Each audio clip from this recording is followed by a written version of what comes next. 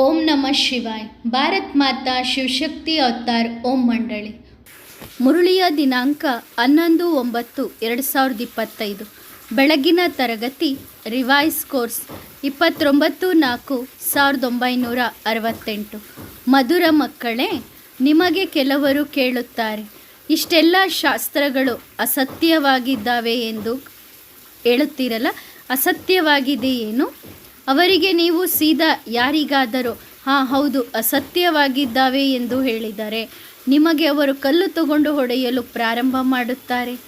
ಅವರಿಗೆ ಹೇಳಿರಿ, ಅಸತ್ಯವಾಗಿಲ್ಲ, ಅವುಗಳನ್ನು ನಾವು ಅರ್ಧ ಕಲ್ಪದಿಂದ ಓದುತ್ತಾ ಬಂದಿದ್ದೇವೆ, ಓದಿ ತಮೋಪ್ರಧಾನರಾಗಿದ್ದೇವೆ. ಆದ್ದರಿಂದ ತಂದೆ ಬಂದು ಸತ್ಯ ಮಾತುಗಳನ್ನು ತಿಳಿಸುತ್ತಿದ್ದಾರೆ. ತಂದೆ ಸತ್ಯವನ್ನೇ ಹೇಳುತ್ತಾರೆ. ಎಲ್ಲರೂ ಸತ್ಯ ಮಾತುಗಳನ್ನೇ ತಿಳಿಸುತ್ತಾರೆ. ಸತ್ಯಖಂಡದ ಸ್ಥಾಪನೆಯನ್ನು ತಂದೆ ಮಾಡುತ್ತಿದ್ದಾರೆ.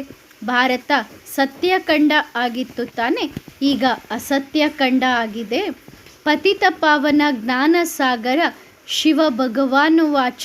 ನಾವು ಮಕ್ಕಳಿಗೆ ಗೊತ್ತಿದೆ, ಸತ್ಯಯುಗ ಪಾವನ ರಾಮರಾಜ್ಯ, ಕಲಿಯುಗ ಪತಿತ ರಾವಣನ ರಾಜ್ಯ. ಅಂದರೆ ಅರ್ಥ, ಇಲ್ಲಿ ಎಲ್ಲರೂ ಅಸುರಿ ರಾವಣನ ಸಂಪ್ರದಾಯದವರು ಆಗಿದ್ದಾರೆ. ಅಸುರಿ ಸಂಪ್ರದಾಯ ಹಾಗೂ ದೈವಿ ಸಂಪ್ರದಾಯ ಎಂದು ಹೇಳುತ್ತಾರೆ ತಾನೆ.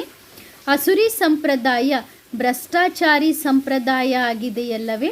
ನೀವು ಸ್ವರ್ಗಕ್ಕೆ ಹೋಗುವುದಕ್ಕೆ ಯೋಗ್ಯರಲ್ಲ ಎಂದು ಯಾರಿಗಾದರೂ ಹೇಳಿದರೆ, ನೀವು ಯೋಗ್ಯರಾಗಿಲ್ಲ, ಯೋಗ್ಯರಾಗುವುದರ ಬದಲು ಅಯೋಗ್ಯರಾಗಿದ್ದೀರಿ ಎಂದು ಹೇಳಿದಾಗ ಅವರು ಸಿಟ್ಟಾಗುತ್ತಾರೆ.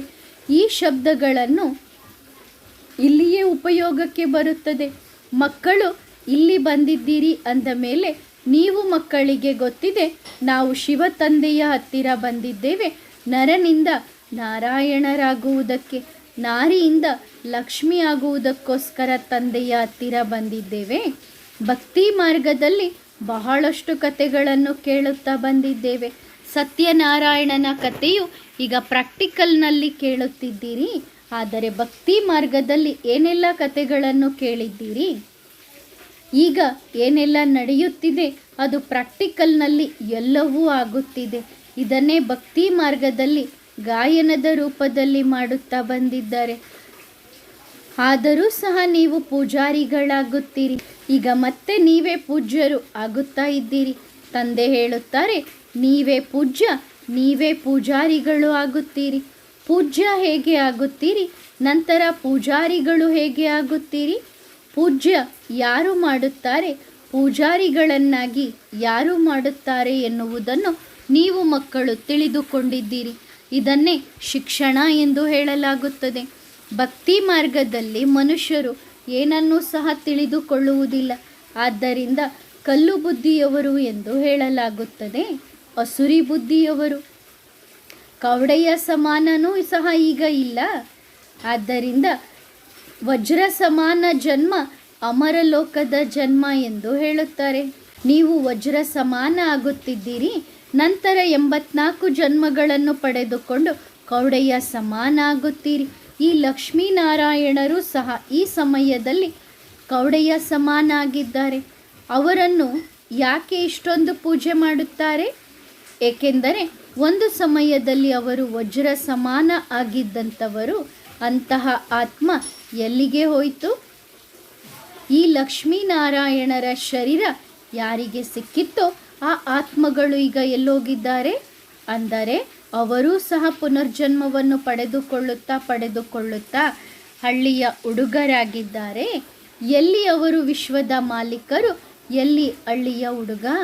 ಎಷ್ಟು ವ್ಯತ್ಯಾಸವಿದೆ. ಈ ಜ್ಞಾನ ನೀವು ಮಕ್ಕಳಿಗೇನೆ ಸಿಗುತ್ತಿದೆ. ಭಕ್ತಿ ಮಾರ್ಗದಲ್ಲಿ ಎಷ್ಟೊಂದು ಅಸತ್ಯ ಮಾತುಗಳನ್ನು ಕೇಳುತ್ತಾ ಬಂದಿದ್ದೀರಿ.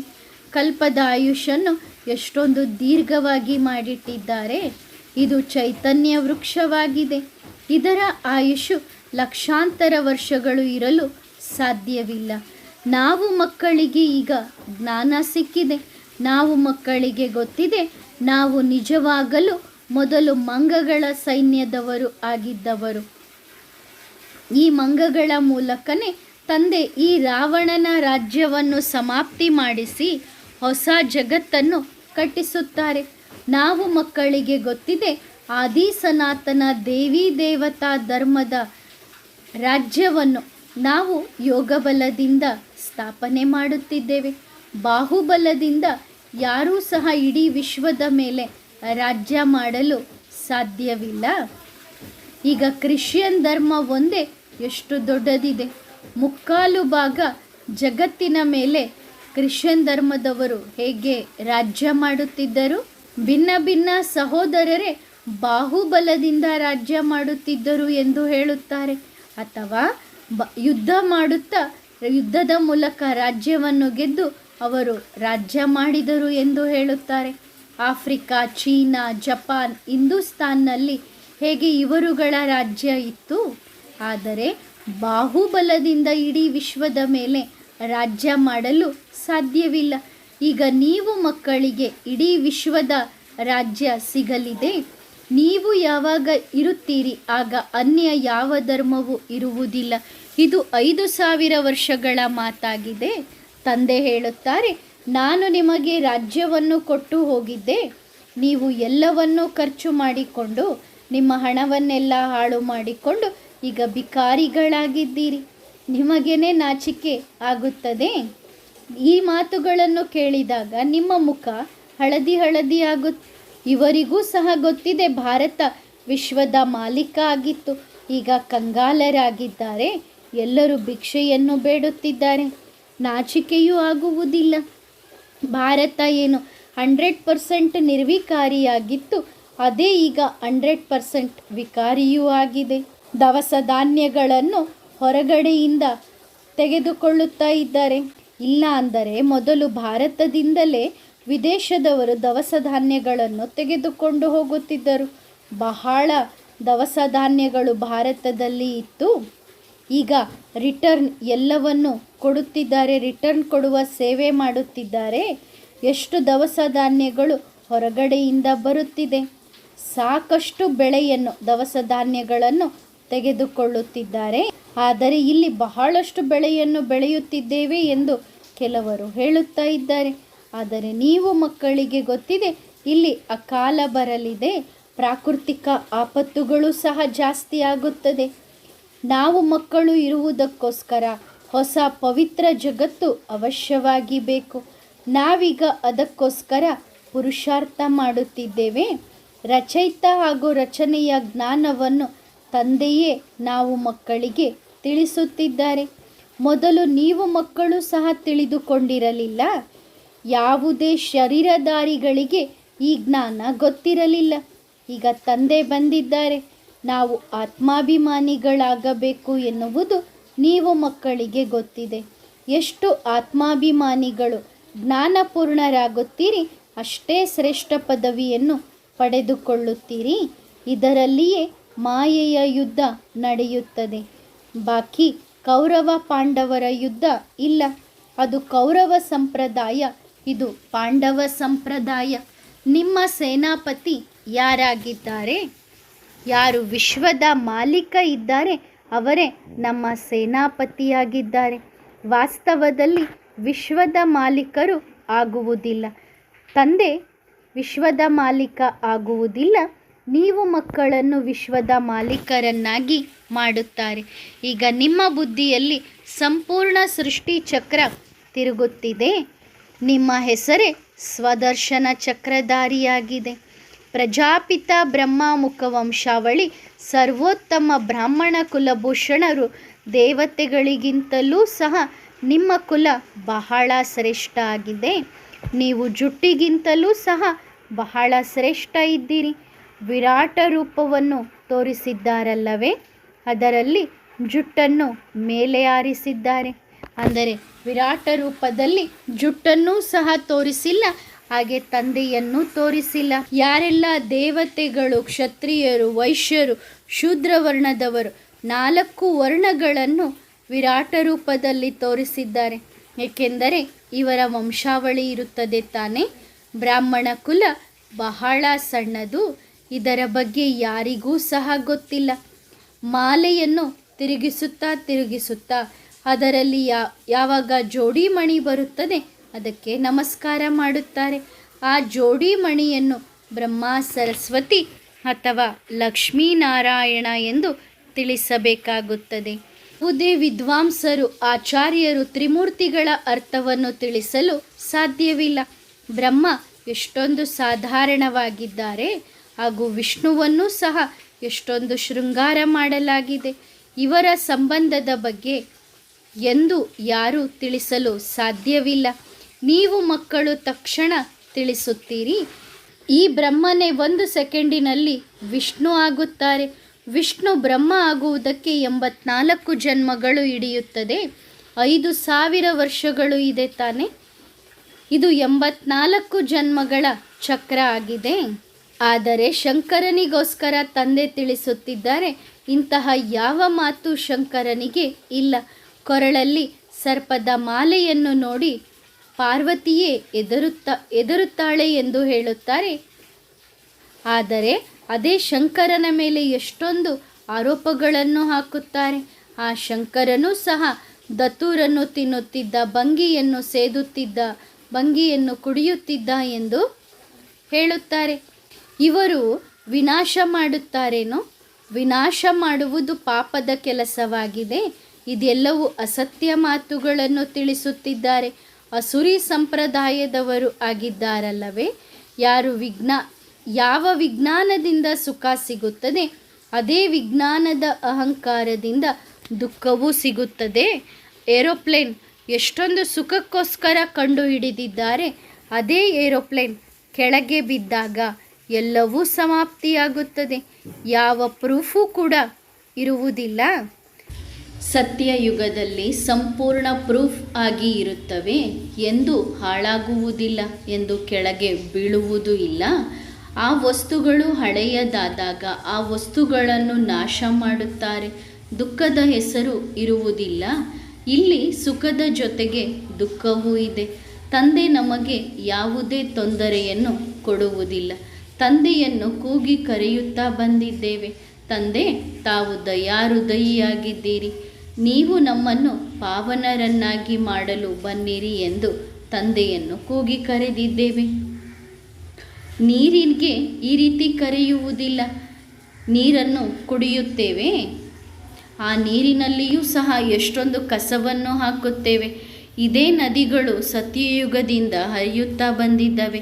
ಈಗ ನಾವು ಮಕ್ಕಳಿಗೆ ಗೊತ್ತಿದೆ, ತಂದೆನೇ ಬಂದು ನಾವು ಆತ್ಮರುಗಳನ್ನು ಕಂಚನ ಸಮಾನ ಮಾಡುತ್ತಾರೆ.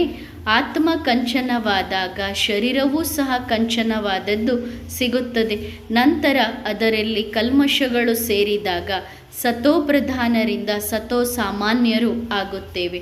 ಆತ್ಮದಲ್ಲಿ ಕಲ್ಮಶಗಳು ಸೇರಿದಾಗ, ಅಂದರೆ ಮತ್ತೆ ಆತ್ಮದಲ್ಲಿ ಕಲ್ಮಶ ಸೇರಿದಾಗ ಬೆಳ್ಳಿಯ ಸಮಾನ, ತಾಮ್ರದ ಸಮಾನ ಮತ್ತು ಕಬ್ಬಿಣದ ಸಮಾನ ಆಗುತ್ತದೆ.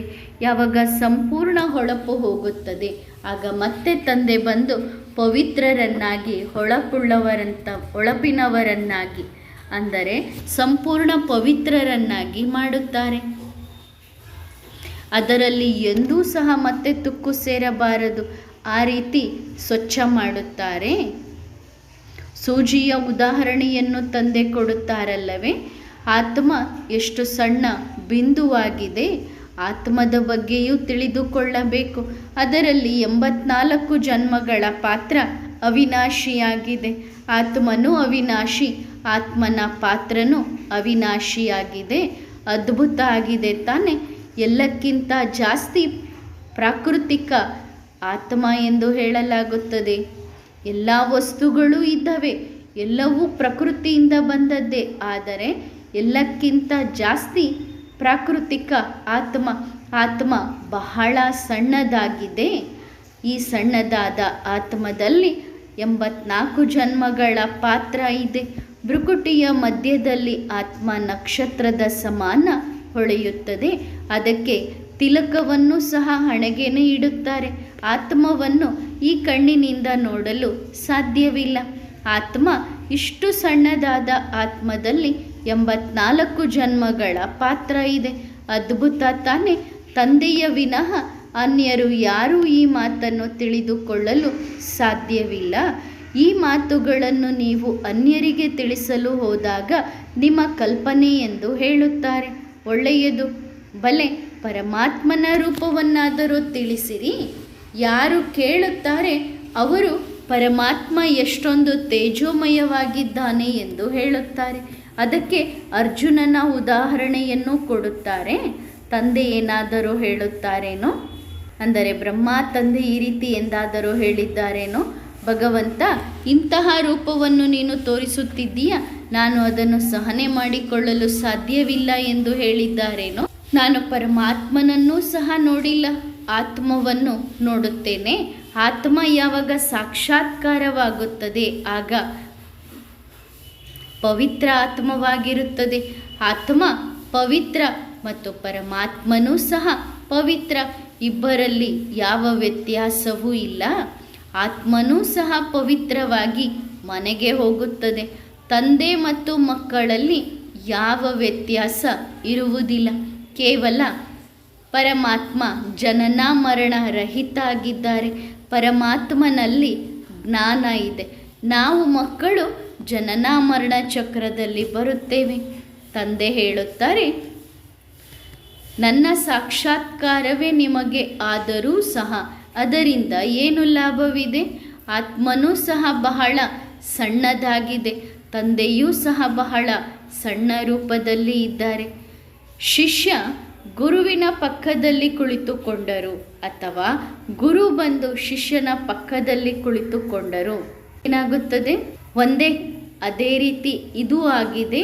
ಈಗ ತಂದೆ ಹೇಳುತ್ತಾರೆ, ಆತ್ಮಾಭಿಮಾನಿಗಳಾಗಿರಿ. ಮೊದಲು ತಮ್ಮನ್ನು ತಾವು ಸಹೋದರ ಸಹೋದರಿಯರು ಎಂದು ತಿಳಿದುಕೊಳ್ಳುತ್ತಿದ್ದೀರಿ.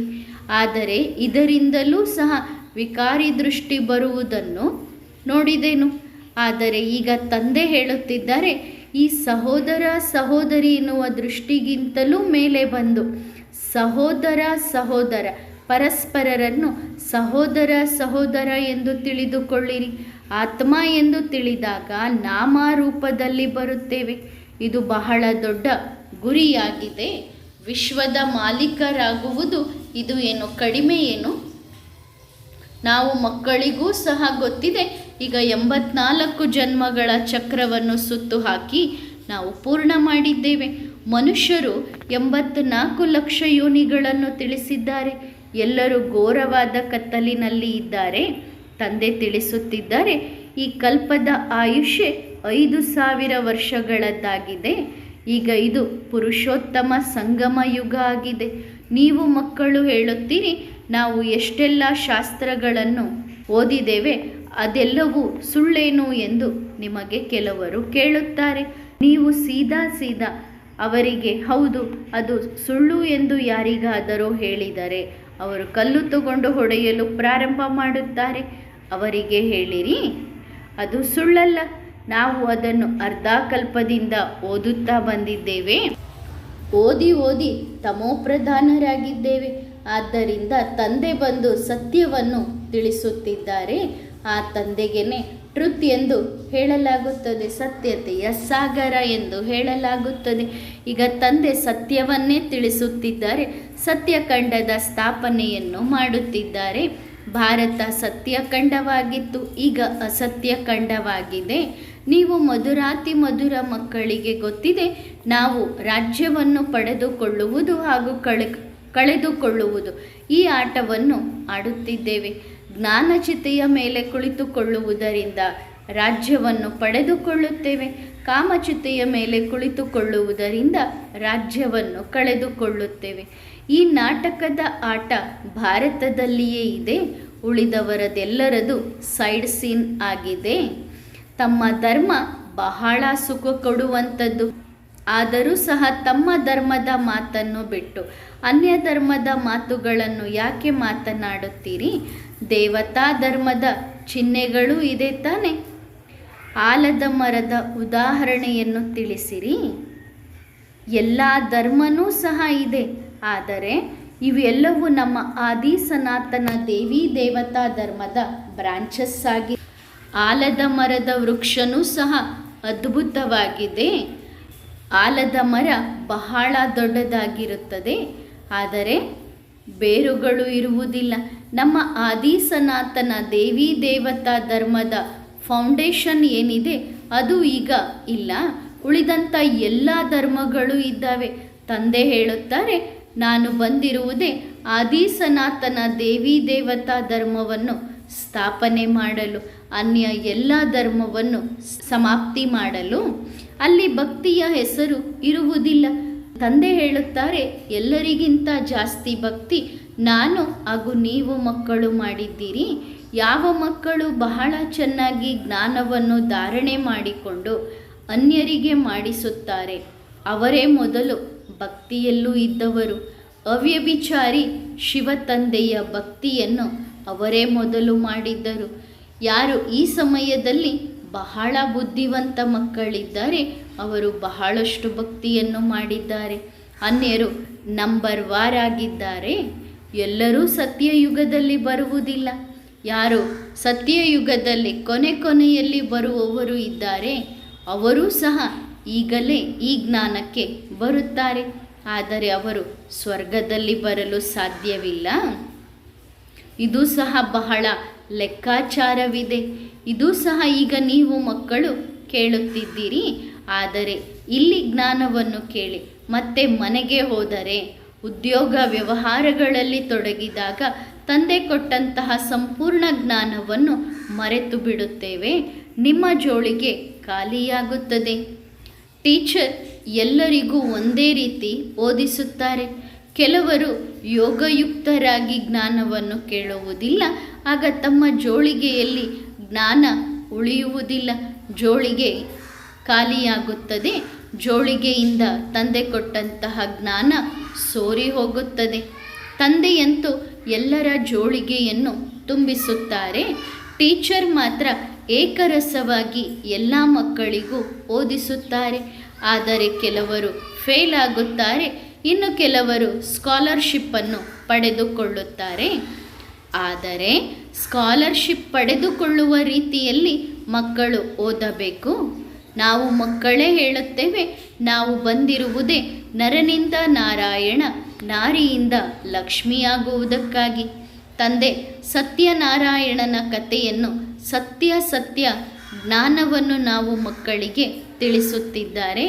ಸಂಪೂರ್ಣ ರಾಜಧಾನಿ ಕಲ್ಪದ ಮೊದಲಿನ ರೀತಿ ರೆಡಿಯಾಗುತ್ತಿದೆ. ಇದರಲ್ಲಿ ಸ್ವಲ್ಪವೂ ವ್ಯತ್ಯಾಸ ಆಗಲು ಸಾಧ್ಯವಿಲ್ಲ.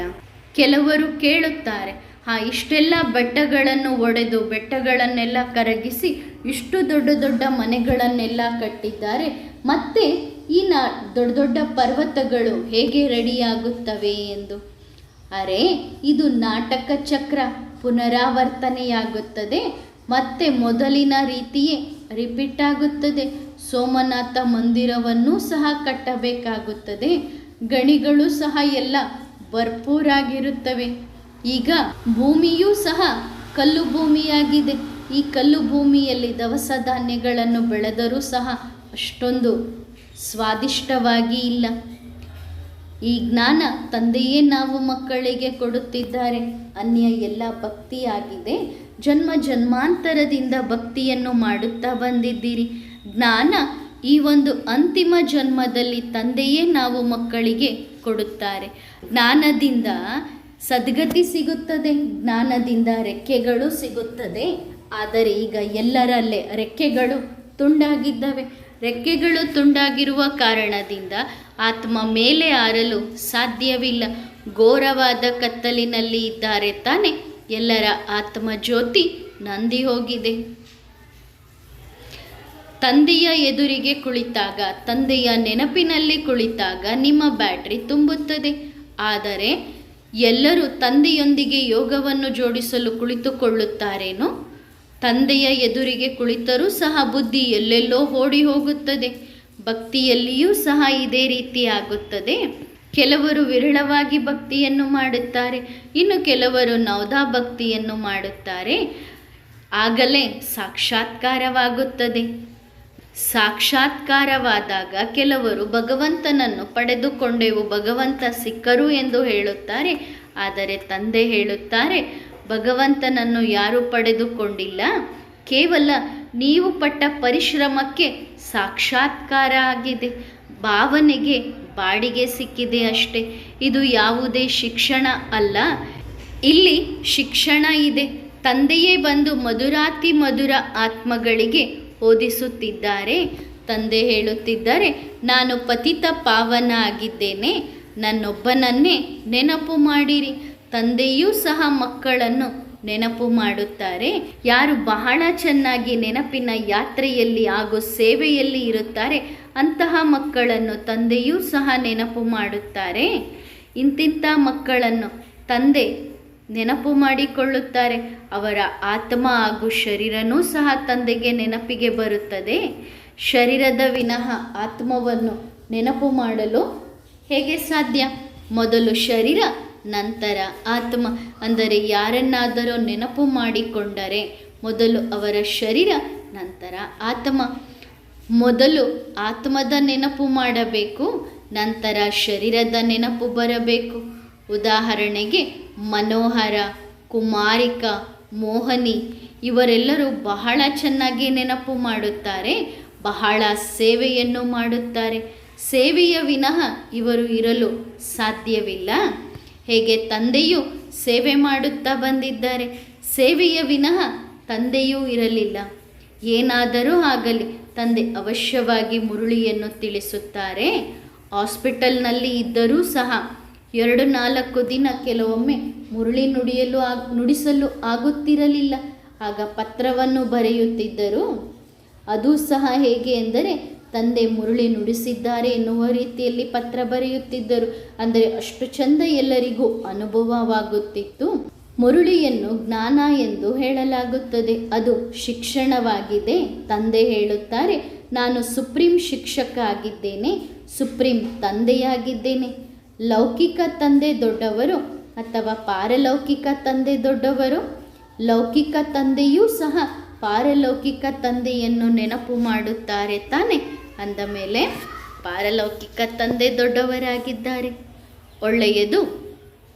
ಮಕ್ಕಳಿಗೆ ಗುಡ್ ಮಾರ್ನಿಂಗ್. ವರದಾನ: ಶಾಂತ ಸ್ವರೂಪರಾಗಿರಿ. ಈಗ ಶಬ್ದದಿಂದ ದೂರ ಆಗಿ ತಮ್ಮ ಶಾಂತ ಸ್ವರೂಪದ ಸ್ಥಿತಿಯಲ್ಲಿ ಸ್ಥಿತರಾಗುವಂತಹ ಅನುಭವವನ್ನು ಬಹಳ ಸಮಯ ಮಾಡಲು ಸಾಧ್ಯವಿದೆಯೇನು?